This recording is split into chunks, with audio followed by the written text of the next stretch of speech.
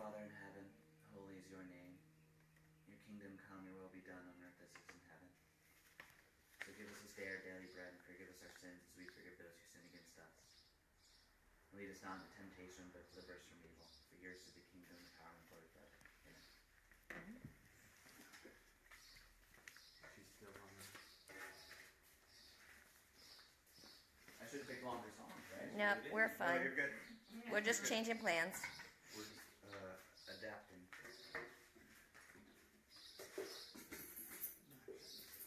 Okay, we're back. We're back and we're ready. Okay. All right. Well, change of plans. Katie was planning on doing this morning. This is my study from a couple of weeks ago, so it's not as fresh in my mind as I would like. But let's pray and go ahead and jump in. God, we just come before you now and thank you for your love for us. Thank you that you desire good things in our life, that you desire to get to know us, for us to understand you in a deeper and more meaningful way. I just ask that you would help my thoughts not to be as scrambled as they feel right now, and that you would help us just to see something that we need. In Jesus' name, amen. Okay, so a few weeks ago, Steve mentioned the idea of a balanced life health, and I've been toying with this idea for a few months now. When I was a young Christian, I had a couple of conflicting type thoughts. One of them was the idea that I would reach a point in my spirituality or journey that I would have the answers, have things figured out, and kind of know where I'm going, and have this great confidence, and not having to kind of strive in the same way.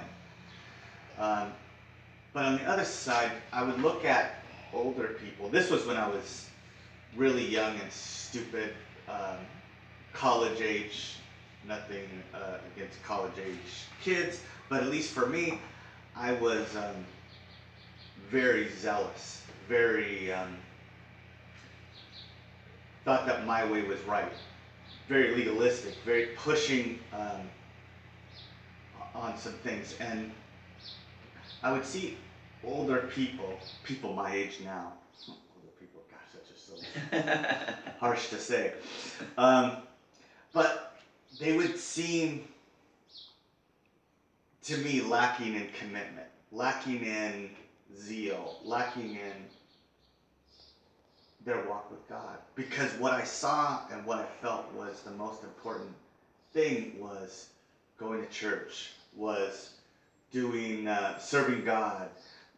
And serving God was by going to church and doing church activities, and it was all based on, we were going to church 5 or 6 days a week sometimes. It was nuts.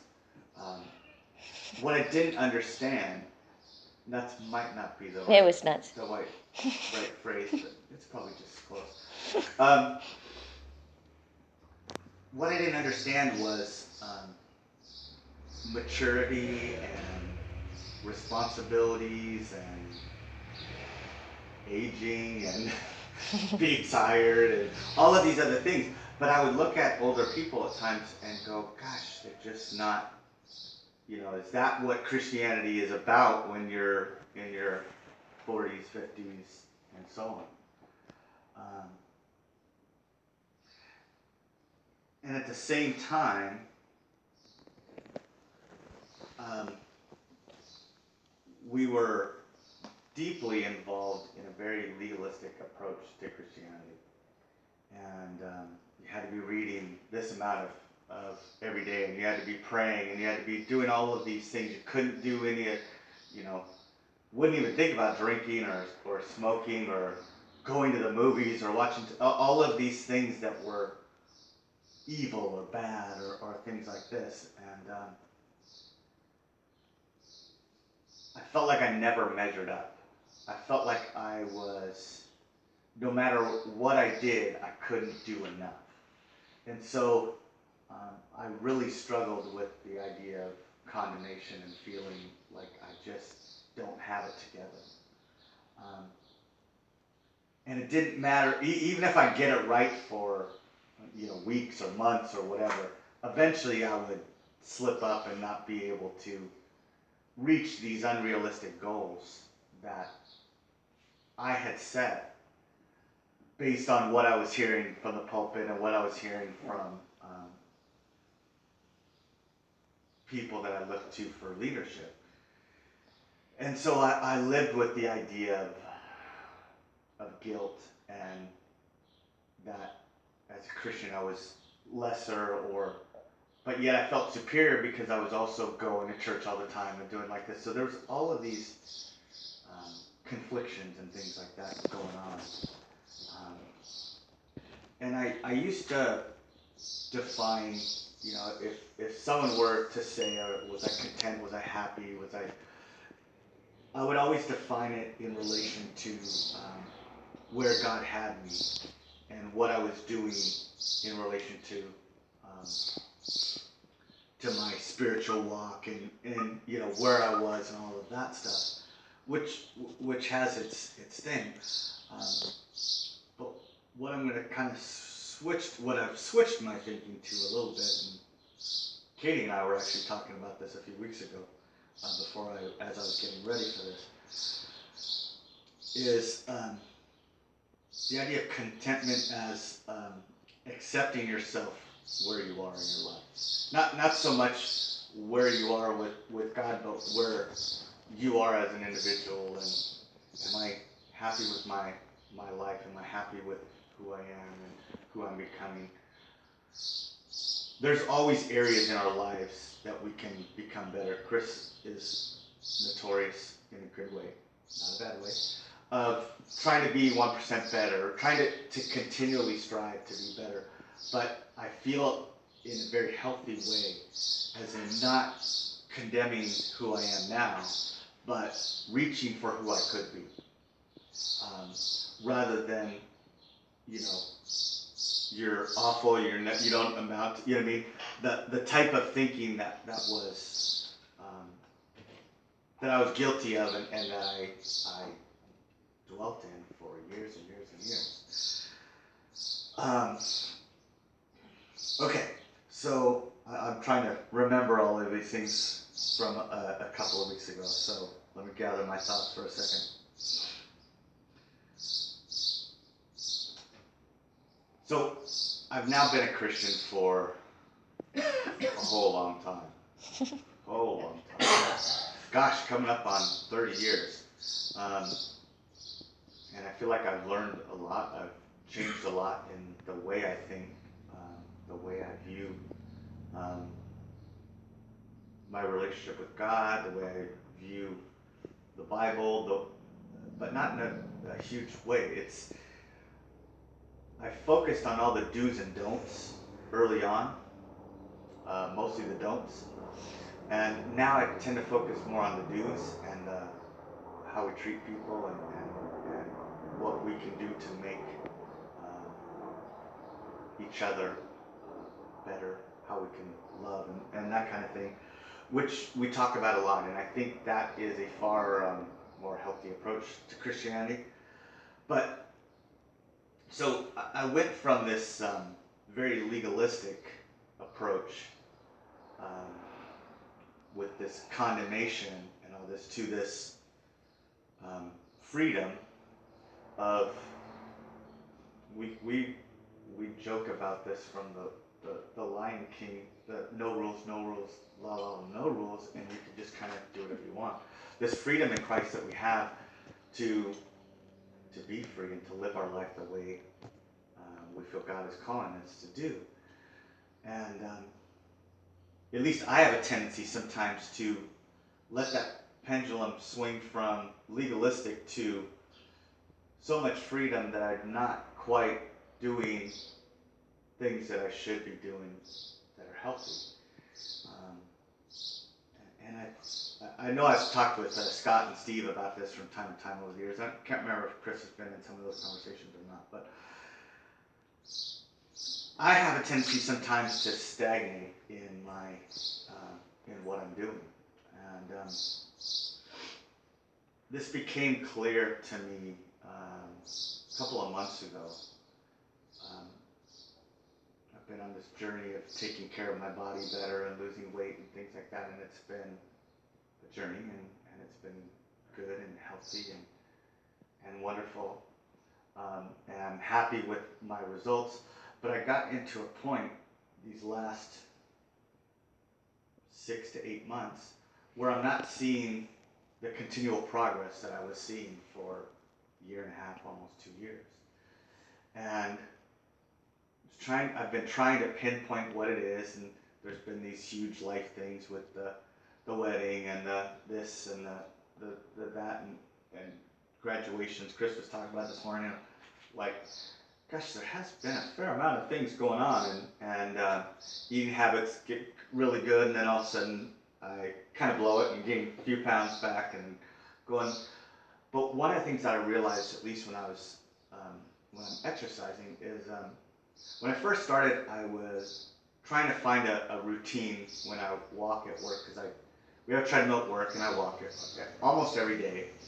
And I tried to figure out where was a good workout where I could maximize how many calories I burn, minimize how much time I'm taking, and so I figured out this with speed and incline and all this kind of things. And I got into a routine that I was just kind of, it was programmed in. I hit my thing and bam.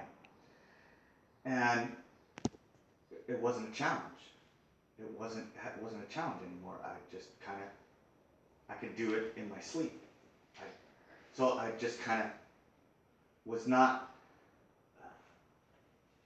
wasn't burning as many calories as I was just months before when I was a little bit heavier, because as you go down, you're burning calories at a different rate and all these kind of things. And I realized that when I first started, I would continually try, and being a somewhat competitive person, I try and go a little farther, a little faster, a little higher, to push myself each day. And I hadn't been doing that for a long time. And so I made some adjustments, and I've kind of reorganized the way I did it. But, because I'd be tired, but I wouldn't be tired when I was done. And so I'm like, this is kind of a real ideal picture of who I am now in a lot of ways. That it's very easy for me to settle for my routine. If you don't know me, I'm very, very routine oriented. It's almost ridiculous. My OCD sticks out in so many ways, but I like to do things in a certain way, and but yet it's very easy for me to fall into cutting corners and making things a little bit easier. And left to my own devices, I'm lazy by nature, and I found different things that I was doing in my life overall, with my relationship with my kids, with my relationship with Wendy, with my spiritual life, all of these different things that I was just kind of cutting corners, making things a little easier on me. Oh, I need more time for Netflix and chill. I need more, I need more me time. So healthy. Katie showed me this video, this me time thing that is just hilarious, and I would have shown it if I'd been more prepared for this morning. But it was just like, it goes on and on, how some people push that to the extreme, and they do their work week. Oh, I don't need to do 40 hours, I'm down to 0 hours because I need more me time, and they're at the massage parlor, and they're doing this, and and then all of a sudden it's crimes and things like that. So they keep pushing the envelope about what it is that the me time, and it's okay because you're a goddess and you need to take care of yourself. And I felt like, holy crap, that's me, not to the extreme, but that's me just kind of adjusting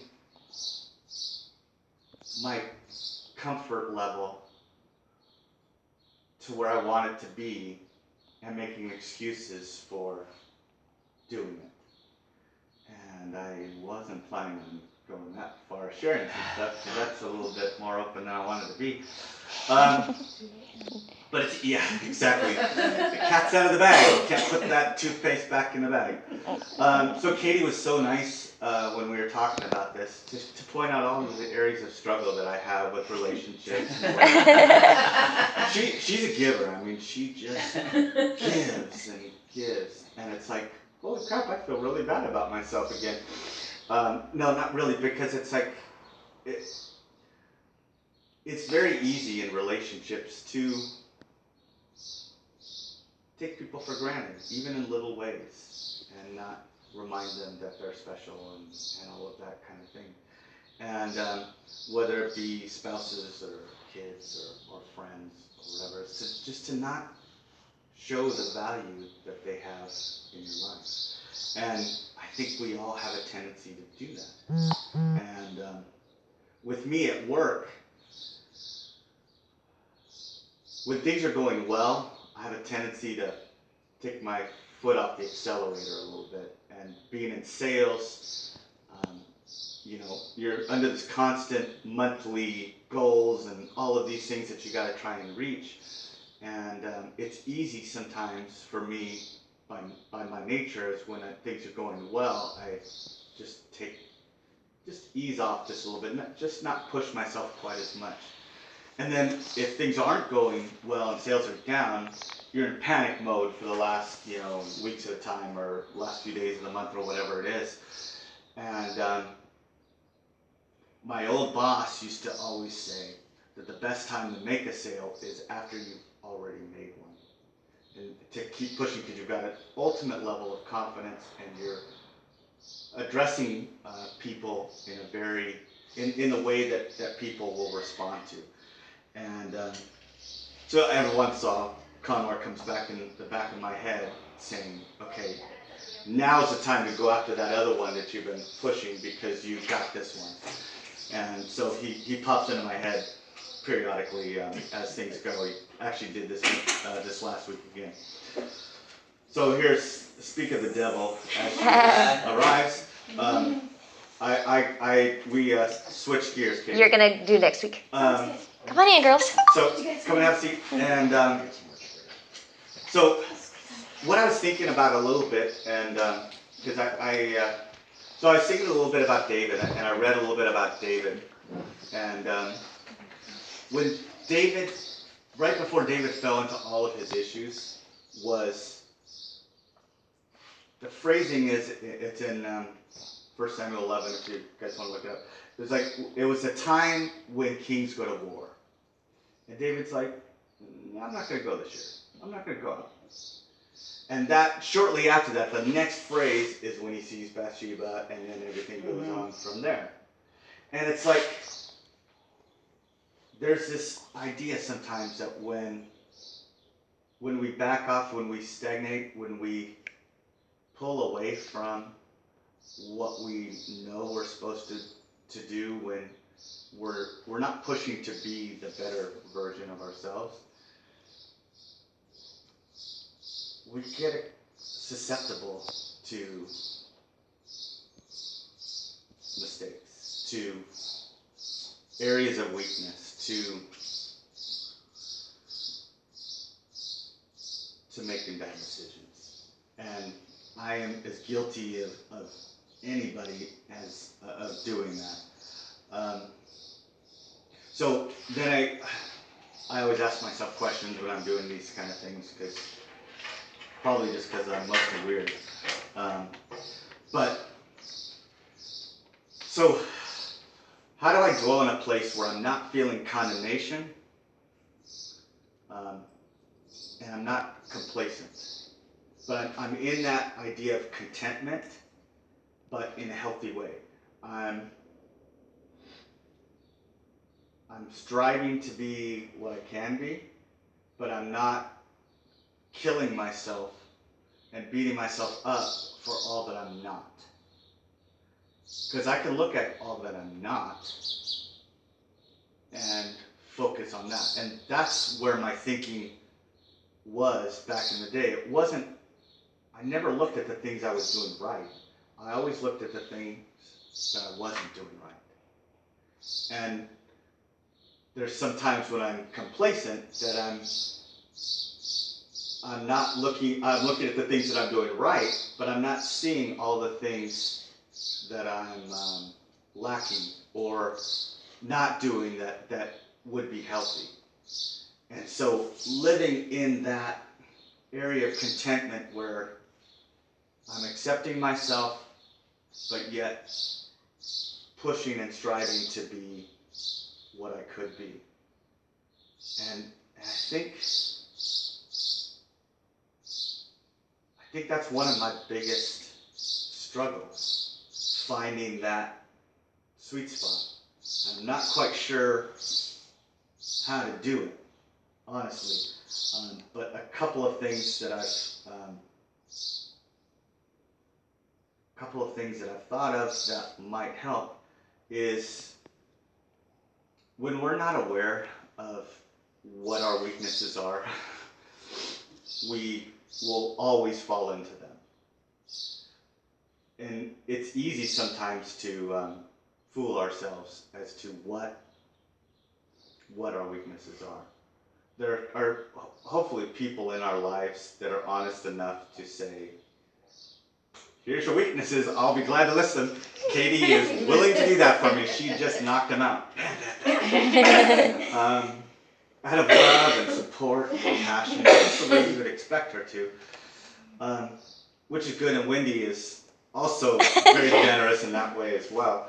Got your back. They got my back, knife and all. Because if we know where our tendencies are to slip, we can be mindful of them, and we can guard against it.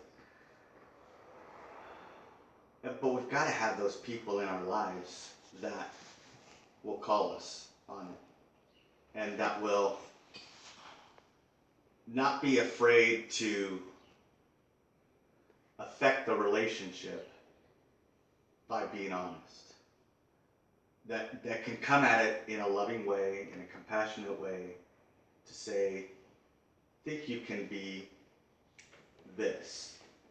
Even though you're not that yet, I see that you're moving towards this. This is where you want to be, but this is where you are. And keep pushing for where you want to be. So, final two questions. Do you look at where you are in your life? How did I phrase this before? Do you look at what you are or what you're not? Because I talked about that before. If you're looking at what you're not, then you're always going to feel that condemnation. If you're only looking at what you are, human nature is to let off the gas when you're doing things well. At least most of human nature that I've seen does that. It's possible for us to look at what we could be without living in condemnation of it. And that's the sweet spot, I think. And that's the spot where we need to try and find to be who we could be. Let's pray. God, I thank you that you love us, that you are mindful of us, that you have plans and want good things for us. Help us to be the kind of family, friends, to encourage others to be their best, to see in others what they could be, and help us to not be afraid to ask those in our lives to push us where we can be as well. Be with those who couldn't make it this week, and be with us this week, and help us just to think about you. In Jesus' name, amen. Amen. I think that was short and sweet. Very nice. So